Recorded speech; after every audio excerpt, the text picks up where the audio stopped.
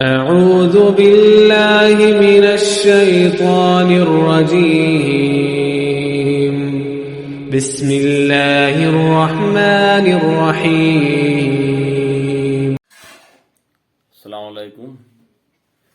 ناظرین کرام، جنگ احد کی بات چل رہی ہے اور یہ جنگ جو کہ طرح طرح سے جس کے اندر ہیلا اور حوالہ کیا گیا، اور اس میں یہ جنگ جیسے ہی شروع ہوتی ہے تو اس میں ایک نام آتا ہے جو کہ مدینے کا رہنے والا تھا، لیکن جس وقت رسول خدا مدینے میں ہجرت کر کے آئے تو وہ رسول خدا سے ناراض ہو گیا اور اس کے بعد جا کر وہ مکے میں جا کر رہنے لگا، اور اس کے ساتھ کچھ روایتیں کہتی ہیں کہ تقریباً 15 قبیلے اور کچھ کہتے ہیں تقریباً 50 قبیلے اس کے ساتھ چلے گئے، جو کہ رسول خدا صلی اللہ علیہ وسلم سے ناراض ہو کر گئے تھے۔ تو اس نے جا کر وہاں یہ بات کفار کے درمیان بتا دی تھی کہ ہم وہ ہیں کہ ہم بہت اپنا اثر رکھتے ہیں اور ہم جنگ احد میں بھی چلتے ہیں، اور جیسے ہی ہم سامنے آ جائیں گے تو ہمارے قبیلے والے جنگ چھوڑ کر چلے جائیں گے، کیونکہ ہمارے مقابل میں کوئی نہیں آنے والا۔ اس طریقے کی بات کہہ کر کہا تھا، اور لوگ اس بات پر اس کے یقین بھی کرتے تھے، اور وہ احد کے میدان میں آیا بھی۔ ابو عامر اس کا نام تھا، اور اس کے بعد جب تک وہ مدینے میں تھا اور اسلام نہیں پہنچا تھا، اس وقت تک اس کی بڑی عزت تھی اپنے تقوی کی بنا پر اور دوسری خصوصیت کی بنا پر، یہاں تک کہ لوگ اسے راہب کے نام سے جانتے تھے۔ لیکن جب وہ وہاں چلا گیا تو لوگ اس سے ناراض ہو گئے، اور اسی راہب کو لوگ فاسق کے نام سے جاننے لگے۔ جب وہ یہاں آیا، جس طریقے سے اس نے کہا تھا کہ ہم اگر آ گئے سامنے تو ہمارے قبیلے والے چھوڑ کر چلے جائیں گے، اور اس نے ویسا ہی کیا، احد کے میدان میں آیا، اور آنے کے بعد جب وہ سامنے آیا اور آنے کے بعد اپنے قبیلے والوں سے، اوس والوں سے مخاطب ہوا، اے اوس قبیلہ اوس کے لوگوں، مجھے پہچانتے ہو میں کون ہوں؟ میں وہی عامر ہوں، ابو عامر۔ لیکن اس کو جیسی توقع تھی کہ جب ہم سامنے آ جائیں گے تو لوگ چھوڑ کر چلے جائیں گے، برخلاف اس کے لوگوں نے کہا ہاں تو وہی عامر ہے جو کہ فاسق ہو گیا ہے، اور تو چلا جا یہاں سے جو ہے۔ جب اسے اپنی توقع کے برخلاف بات سامنے نظر آئی تو پھر وہ جنگ پر آمادہ ہو گیا اور جنگ کرنے لگا، لیکن وہ جنگ کب تک کرتا؟ اس کو جو ہے اسلام کے جو انصار و مہاجرین کی فوج جو گئی تھی، اس نے جو ہے انصاروں نے اسے گھیر کر اسے قتل کر دیا۔ اس طریقے سے اس کا وہ جو غرور تھا وہ ختم ہوا، اور جو لوگوں نے سوچ رکھا تھا کہ اس کی وجہ سے ہمیں فتح مل جائے گی اور اسلام کی فوج میں پھوٹ پڑ جائے گی، وہ نہیں ہوا۔ اسی طریقے سے ایک چال جو ہے وہ جو سرغنہ کفار کا تھا، کفار مشرکین کا، یعنی کہ ابو سفیان، اس نے بھی ایک چال چلی، اور اس نے میدان میں آ کر یہ کہا کہ او اوس اور خزرج، قبیلہ اوس اور قبیلہ خزرج والو، ہمیں تم سے کوئی سروکار نہیں ہے،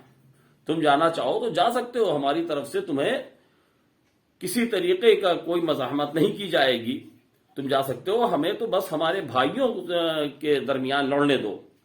یعنی کہ جو مہاجرین ہیں ہمیں تو ان سے صرف لڑنا ہے۔ اس میں یہ چال اس طریقے سے چلی کہ جب ہم یہ ایسا کریں گے تو انصار الگ ہو جائیں گے اور مہاجرین سے صرف لڑنا ہوگا تو بڑا آسان ہے، اور ان سے ہم جنگ کر لیں گے۔ لیکن اس کی بھی توقع پوری نہیں ہوئی، اور اسے بڑے سخت لفظوں میں لوگوں نے جواب دیا، اور وہ اپنا چھوٹا سا منہ لے کر رہ گیا، اس کی بات پوری نہیں ہو پائی۔ اس طریقے سے طرح طرح کے جو ہے ہیلے حوالے اس جنگ میں کیے گئے، لیکن اس کے بعد پھر وہ جنگ کا نتیجہ جو ایک بار بگڑا، پہلے تو کامیابی ملنے کے بعد جو جنگ کا نتیجہ بگڑا اور اسلام کی فوج میں جو ہے وہ جو بھگدڑ مچ گئی، اس بھگدڑ میں جیسا کہ اس کے پہلے والی قسم میں ہم نے بتایا کہ اس بھگدڑ میں جو زیادہ تر لوگ تو جو ہے وہ اس میں شامل تھے، لیکن اس کے باوجود تاریخ دان نے ان خاص لوگوں کا جس سے یہ توقع تھی کہ وہ ایسا نہیں کریں گے، وہ ایسا عمل جب سامنے آیا تو اس نے تاریخ دان نے ان کا نام باقاعدہ فہرست بنا کر سامنے پیش کر دیا کہ کس نے کیا کیا، اور ان کا نام بھی سامنے آ گیا کہ جنہوں نے جانثاری دکھائی، اپنی جان پر کھیل کے جنگ لڑے۔ انہی میں سے ایک انس بن نضر کا نام سامنے آتا ہے۔ انس بن نضر جو کہ انس بن مالک کے چچا تھے، اور غالباً وہ جنگ کے میدان میں، جنگ احد میں شامل نہیں ہوئے تھے، لیکن جب ان کو یہ پتا چلا کہ جنگ کا یہ عالم ہو گیا ہے اور یہ خبر ان کو پہنچی کہ رسول خدا جو ہیں وہ ان کو شہید کر دیا گیا ہے، تو وہ جنگ کی طرف چلے، اس میدان احد کی طرف چلے۔ جب چلتے ہیں تو انہوں نے پہاڑ پر دو حضرات کو، یعنی کہ عمر بن خطاب اور طلحہ بن عبداللہ، ان دونوں کو، طبری کی جلد تیسری جلد کے صفحہ 20 پر یہ بات رقم ہے کہ انہوں نے عمر بن خطاب اور طلحہ بن عبداللہ کو دیکھا، اور باقاعدہ وہ ہاتھ پاؤں ڈھیلے ہوئے بیٹھے ہوئے تھے، بڑے آرام سے بیٹھے ہوئے ہیں۔ تو جیسے ہی ان کی نظر ان پر پڑی، اور اپنے ساتھ وہ کچھ انصار اور کچھ مہاجرین کو لیے ہوئے بیٹھے ہوئے ہیں، بڑے اطمینان سے بیٹھے ہوئے ہیں، اور اس کے بعد جیسے ان کی نظر پڑی انس بن نضر کی اور پوچھا کہ یہاں تم لوگ کیوں بیٹھے ہو، بڑے اطمینان سے بیٹھے ہوئے، تو انہوں نے کہا کہ بھائی وہ رسول خدا صلی اللہ علیہ وسلم جو ہے وہ شہید ہو گئے۔ کہا جب رسول خدا شہید ہو گئے تو پھر تم لوگ یہاں کیا کر رہے ہو؟ جب وہ اس دنیا سے چلے گئے تو جس راہ پر وہ گئے ہیں تمہیں زندہ رہنے کا حق کیا ہے؟ تمہیں بھی اس راہ پر اپنی جان کو نثار کر دینا چاہیے تھا۔ اب انہوں نے اس طریقے کی ان کی جو تقریر ہوئی، اور تقریر کرنے کے بعد پھر وہ کہتے ہیں کہ تمہیں یہاں سے چلنا چاہیے، اور اسی راستے پر چلنا چاہیے جس راستے کے اوپر رسول خدا نے اپنی جان نثار کی ہے۔ اور اس کے بعد انہوں نے ایک بات اور کہی، وہ یہ کہتے ہیں کہ بھائی رسول شہید ہوئے ہیں نا، رسول کا خدا تھوڑی شہید ہوا ہے، تو رسول کے خدا کا جو راستہ ہے اس راستے پہ چلو، اور چل کے اپنی جان بھی اسی پر نثار کر دو جس راہ پر رسول نے اپنی جان نثار کر دی ہے۔ لیکن اس کے باوجود وہاں کچھ لوگوں کے جذبات جو ہیں وہ بھڑکے، اور وہ لوگ ان کے ساتھ گئے، اور یہ کہہ کر انس بن نضر اس طرف جاتے ہیں جہاں جنگ ہو رہی تھی، جنگ احد میں، اور میدان میں کود جاتے ہیں، اور بہت ہی دلیرانہ طریقے سے انہوں نے جنگ کرنا شروع کی، یہاں تک کہ وہ شہادت پاتے ہیں۔ یہ جو ہے وہ طبری لکھتے ہیں۔ اور اس کے بعد جو ہے ایک جگہ پر اور یہی روایت ہے کہ یہ جو وہاں بیٹھے ہوئے تھے اور اس طریقے کی گفتگو کر رہے تھے کہ کوئی ایسا ہے جو یہاں سے جا سکے، جس کو ہم وہاں بھیج سکے، کس کے پاس؟ عبداللہ بن ابئی کے پاس۔ کون عبداللہ بن ابئی؟ جو 300 سپاہیوں کو لے کر اپنا لشکر مدینے میں لے کر واپس چلا گیا تھا۔ وہ کون تھا؟ وہ منافقین میں سے ایک تھا، اور اسی کے پاس جو ہے بھیجنے کے لیے بات ہو رہی تھی کہ کوئی ایسا شخص مل جائے کہ جس سے ہم اس کے پاس بھیج سکے، تاکہ وہ ابو سفیان سے جا کر ہمارے لیے نجات حاصل کر سکے۔ اب آپ دیکھیے کہ وہ ابو سفیان کے پاس بھیجنا چاہ رہے تھے، اور اس کے بعد یہ گفتگو کر رہے تھے کہ جب رسول نہیں رہے، جب رسول شہید ہو گئے ہیں، تو اب ہمیں اپنے پرانے دین پر واپس چلے جانا چاہیے، یعنی کہ ہمیں کفار قریش سے جا کر مل جانا چاہیے، اب اسلام سے کوئی سروکار نہیں ہے۔ یہ کفار اپنے مکے کی طرف واپس جانے کے لیے تیار ہیں،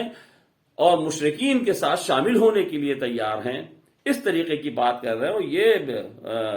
جو تاریخ داں ہیں طبری یہ بات جو ہے وہ لکھتے ہیں، دو روایتیں ایسی مل رہی ہیں کہ یہ چاہ رہے ہیں کہ عبداللہ بن ابئی کے پاس ایک آدمی کو بھیجا جائے تاکہ وہ ہم سے جو ہے ابو سفیان سے ہمارے لیے نجات جو ہے وہ طلب کر سکے۔ اب اس کے بعد جو ہے یہ وہاں پر چلے گئے، انس بن نضر، اور اس طریقے سے شہید ہوئے کہ ان کو بہت زیادہ زخمی، اتنے زخم ان کے اوپر لگے کہ ان کا جسم پہچانا نہیں جا رہا تھا، یہاں تک کہ انس بن مالک جو تھے انہوں نے بتایا کہ جب ان کی بہن وہاں پر آئی ہیں ان کی لاش پر، تو لاش تو کوئی پہچان نہیں پا رہا تھا، انہوں نے صرف پہچانا ان کی انگلیوں کی پور کی وجہ سے جو ہے انہیں پہچانا، جو کہ ایک خاص خصوصیت رکھتا تھا اور جو کہ ان کی بہن ہی پہچان سکتی تھی، ورنہ ان کے جسم پر اتنے زخم لگے تھے کہ ان کا لاشا پہچانا نہیں جا رہا تھا کہ یہ کس کا لاشا ہے، یہ ان کے بہن نے پہچانا۔ اب اس کے بعد جو ہے اور بھی جو پسپا لوگ ہوئے ہیں ان کا بھی ذکر جو ہے تاریخ نے کیا ہے، دو نام تو یہی انس بن نضر کی اس میں آ گیا، اور اس کے بعد تیسرا نام جو ہے وہ تفسیر در منشور میں حضرت عمر بن خطاب خود کہتے ہیں کہ جب احد کی جنگ میں ہم لوگوں کو شکست ہوئی تو میں بھاگ کر پہاڑ پر چڑھ گیا، اور میری یہ حالت تھی کہ میں جستخیز کر رہا تھا جیسے بزے کوہی ہوتی ہے، یعنی کہ یہ پہاڑ پر بھاگ جانا، اس کے بعد وہاں پر جانے کے بعد اس طریقے سے اچھل کود کر رہے تھے جیسے کہ پہاڑ پر جو بھیڑ ہوتی ہیں یا بکریاں اچھلتی کودتی ہیں اس طریقے سے اچھلتے کودتے تھے۔ یہ جو ہے تفسیر در منشور میں جو سیوتی کی لکھی ہوئی ہے اس میں یہ رقم ہے۔ اس کے بعد فخر الدین رازی کیا کہتے ہیں کہ ایک روایت جو ہے فخر الدین رازی آگے بیان کرتے ہیں، وہ کہتے ہیں کہ پسپا ہونے والوں میں حضرت عمر بھی تھے، مگر وہ پہلے بھاگنے والوں میں نہ تھے اور زیادہ دور نہیں گئے تھے بلکہ پہاڑ پر ٹھہرے رہے تھے۔ یہ جو ہے وہ فخر الدین رازی لکھتے ہیں۔ لیکن آگے پھر طبری جلد سوم میں صفحہ 21 پہ لکھتے ہیں، اور عثمان بن عفان اور انصار کے دو آدمی عقبہ بن عثمان اور سعد بن عثمان نے جب فرار کیا تو جلعب پہنچ گئے جو مقام اوس کے قریب مدینے کے پاس ایک پہاڑ ہے، تو وہاں 3 دن قیام کیا۔ پھر رسول خدا کے پاس یہ لوگ واپس آئے تو ان لوگوں کا بیان ہے کہ رسول نے ان سے فرمایا کہ تم لوگ تو بڑے لمبے ہو گئے۔ یہ جو ہے طبری جو ہے میں ملتا ہے صفحہ 21 پر اور تیسری جلد میں۔ آگے جو ہے وہ تاریخ احمدی جو ہے اس کی ایک روایت ہے، تاریخ احمدی اس طریقے سے لکھتے ہیں، جو ہے میں اس کے صفحہ نمبر 42 پہ 42 پر ہے کہ حضرت عائشہ سے روایت ہے کہ حضرت ابو بکر فرماتے ہیں کہ جب روز احد لوگ رسول اللہ کو چھوڑ کر منتشر ہوئے تو سب سے پہلے میں آپ کے پاس واپس آیا تھا تو میں نے دور سے آپ کو دیکھا، اور اس وقت ایک شخص نے پیچھے سے آ کر میرے گلے میں باہیں ڈال دی، یہ بھی رسول خدا کی طرف واپس آ رہے تھے۔ میں نے مڑ کر دیکھا تو وہ ابو عبیدہ جراح تھے، یعنی کہ یہ 2 لوگ جو کہ رسول کو چھوڑ کر چلے گئے تھے، اس کے بعد یہ لوگ واپس آئے ہیں، اور آنے کے بعد پھر رسول سے ملتے ہیں۔ اور شاہ عبد الحق دہلوی نے جو ہے اس بھگدڑ کی بڑی عجیب طریقے سے جو ہے وہ عبرت انگیز طریقے سے اس کی عکاسی کی ہے، اور اس میں بیان کیا ہے کہ جب یہ بھگدڑ ہوئی ہے تو اس طریقے کی بھگدڑ ہوئی کہ یہ ایک دوسرے کو پہچان نہیں رہتے،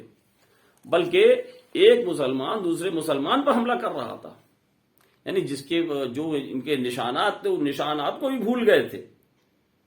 اور ایک کے بعد دوسرے کے بعد تیسرے کے اوپر ایک مسلمان دوسرے مسلمان کو ضرر پہنچا رہا تھا، اور یہاں تک کہ حذیفہ کے والد یمان مسلمانوں کے ہاتھوں سے قتل ہو گئے، یعنی اپنے ہی آدمی کو قتل کر دیا۔ یہ عالم تھا ان کے بدحواسی کا۔ اور اس کے بعد انہوں نے جو ہے شاہ عبد الحق دہلوی نے انہیں 4 حصوں میں تقسیم کیا کہ 4 طریقے کے لوگ تھے۔ ایک طریقے کو ایک جماعت وہ تھی کہ جنہوں نے جنگ کی اور شہید ہو گئے، ایک طریقے کو تو وہ لوگ وہ تھے، اور دوسرے طریقے کے وہ تھے جو کہ بھاگ کر گوشوں اور پہاڑ کی گھاٹیوں میں جا کر جنہوں نے پناہ لی، اور تیسرے طریقے کے وہ لوگ تھے جو شہر میں جا کر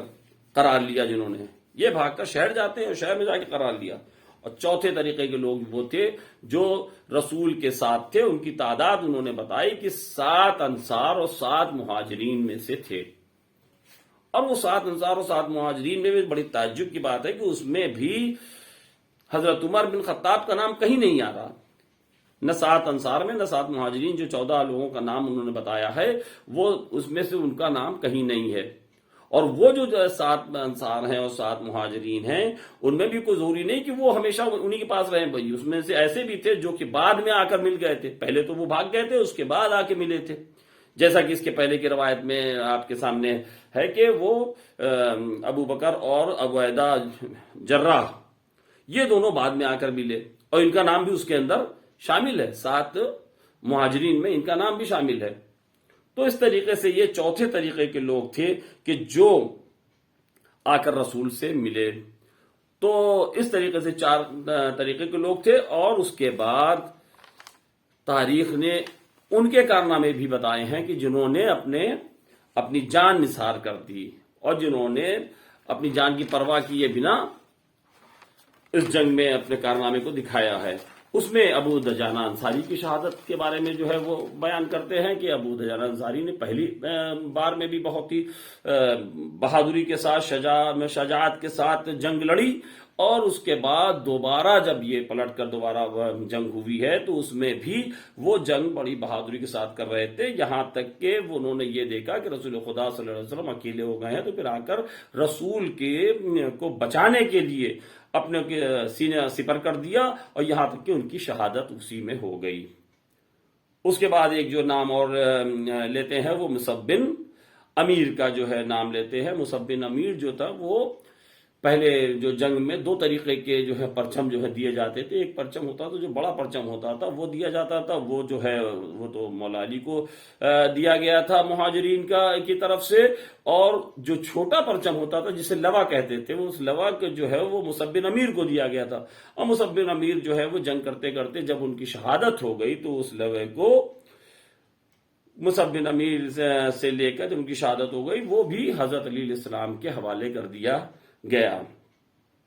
اور اس کے بعد جو ہے ایک اور جو ہے نام آتا ہے جو زیاد بن سکن کا نام آتا ہے، یا وہ یا ان کے والد، دو میں سے کسی کا بھی وہ ہے کہ وہ اس طریقے سے لڑتے رہے، لڑتے لڑتے بہت زخموں سے چور ہو گئے. یہاں تک کہ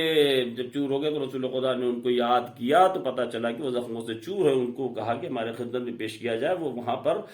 لائے گئے اور آپ کے قدموں میں انہوں نے اپنی دم توڑ دی. اسی کے ساتھ ایک نام اور آتا ہے جسے حنظلہ بن غسیل الملائکہ کہتے ہیں. حنظلہ غسیل الملائکہ، تو حنظلہ ان کا نام تھا. غسیل الملائکہ ان کو کیوں کہتے ہیں؟ اس لیے کہ وہ حنظلہ جو تھے ان کی شادی ابھی نئی شادی ہوئی تھی، جس کی وجہ سے وہ جنگ احد میں انہوں نے حصہ نہیں لیا. لیکن جب یہ پتا چلا ان کو کہ جنگ کا یہ ماحول ہو گیا ہے اور رسول خدا صلی اللہ علیہ وسلم کے اوپر ضرب لگی ہے اور وہ شاید شہید ہو گئے ہیں، تو یہ پھر تاب نہ لا سکے اور اپنے گھر سے فوراً اٹھتے ہیں اور سیدھے احد کی طرف روانہ ہو جاتے ہیں. اور تاریخ یہ بتاتی کہ جب یہ احد کے لیے روانہ ہوتے تو ان کے اوپر ایک واجب غسل تھا جو کہ ان کو کرنا واجب تھا. وہ نہیں کرتے ہیں بلکہ یہ لڑنے کے لیے تیار ہو جاتے ہیں اور جنگ کے میدان میں آ جاتے ہیں، یہاں تک کہ ان کی شہادت ہو جاتی ہے. ان کی شہادت تو ہو جاتی ہے. اور اس کے بعد لوگوں نے جب ان سے پوچھا تو رسول خدا صلی اللہ علیہ وسلم سے جب پوچھا گیا کہ حنظلہ جو ہے اس طریقے سے شہید ہو گئے، تو آپ نے یہ بتایا کہ ان کو ملائکہ نے غسل دیا، اس وجہ سے انہیں غسیل الملائکہ کہا جاتا ہے. اور یہ لقب ان کی پشتوں میں چلا. ان کے بیٹے جو ہیں ان کو بھی جو ہے غسیل الملائکہ کے نام سے ان لوگوں کو جانا جاتا تھا. اور یہاں تک کہ جب جو ہے واقعات کربلا کے بعد مدینے کے اوپر حملہ ہوا، جب مدینے میں لوگوں نے یزید کی بیعت کو توڑ دی، تو انہی کے بیٹے کو وہاں کے لوگوں نے عبداللہ کو لوگوں نے وہاں کا سردار بنایا مدینے کا. اور انہی کی سرداری میں ان لوگوں نے جو ہے وہ یزید کے خلاف آواز اٹھائی. اور اس کے بعد جو ہے یوم حرہ کے موقع پر ان کی شہادت ہو گئی، کیونکہ وہ جو ہے عام جو ہے وہ قتل و غارت گری جو ہے یزید نے کروائی، اور یہاں تک کہ مدینہ منورہ میں مسجد نبوی میں جو ہے وہ گھوڑے باندھے گئے، اس نے لید کی وہاں پر، یہ سب ہوا، اسی دن ان کی جو ہے وہ شہادت ہو گئی۔ اس طریقے سے جو ہے وہ جو حنظلہ کا نام جو آتا ہے جسے غسیل الملائکہ کہا جاتا ہے۔ اسی طریقے سے اور بھی کئی نام آگے اور آنے والے ہیں، جیسے کہ جناب حمزہ کی شہادت اور ان کی جو ہے ان کے کارنامے، وہ انشاءاللہ اس کے بعد والی قسط میں آپ کے سامنے پیش کریں گے، کیونکہ جناب حمزہ جو ہیں وہ جناب احد کے میدان میں نمایاں کارنامہ انہوں نے پیش کیا، اور یہاں تک کہ وہ شہید ہوئے، کس طریقے سے شہید ہوئے، اور اس کے بعد ان کے کلیجے کو کس طریقے سے ہندا جگر خارا نے چبایا، یہ آئندہ کی قسط میں آپ کے سامنے پیش کریں گے۔ تب تک کے لیے خدا حافظ، وآخر دعوانا الحمدللہ رب العالمین۔